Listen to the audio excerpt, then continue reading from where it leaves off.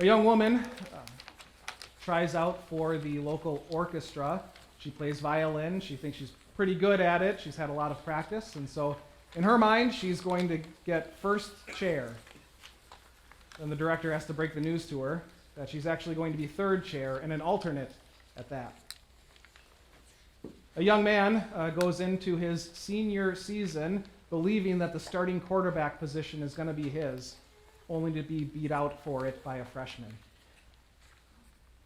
An employee sees a spot open up in leadership at the company, and they think this is their time. They are next in line, only to find out management is going to go with an outside hire.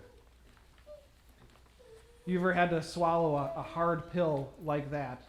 When you find out that maybe you weren't quite as talented as you thought you were, you weren't quite as good at what you do as you thought previously. Have you ever been cut from something before? I have. That's not fun. Junior year, high school basketball, I didn't make the team. Even though I liked basketball, I played it a lot. I tried out again my senior year and made it, but I ended up riding the pine the entire season. And at my high school, there was a traveling choir for juniors and seniors. I tried out both years, both times got cut. That one didn't hurt as much. I mean, I knew I wasn't a great singer, but still, you know, there's something about being told you're not good enough, something about not seeing your name on that list that kind of hurts. Can kind of cut to the soul a little bit when we hear Jesus speaking today and we realize, oh, we're not quite as moral or obedient as we thought we were.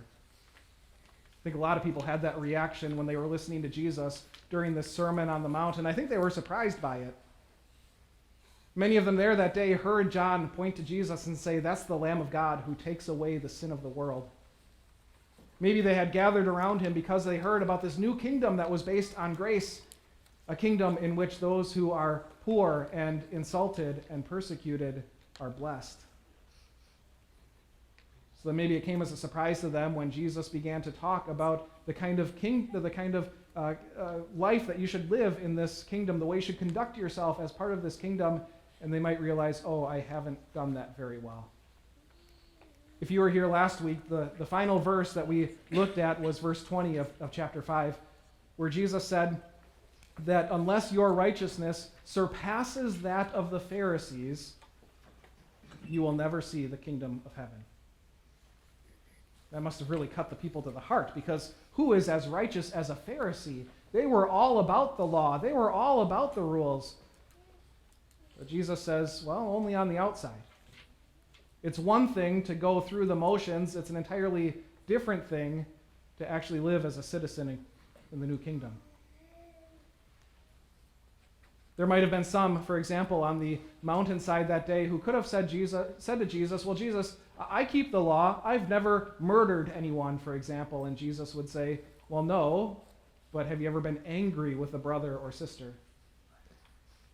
They might have said, well, I've kept the sixth commandment. I've never slept with anyone other than my wife. And Jesus says, well, actually, you commit adultery every time that you look at someone of the opposite sex with lust in your heart. These people that came to the mountain thinking that they were in a right relationship with God based on their own obedience or their own actions, Jesus shattered those illusions. And they realized that sin was way worse than they thought.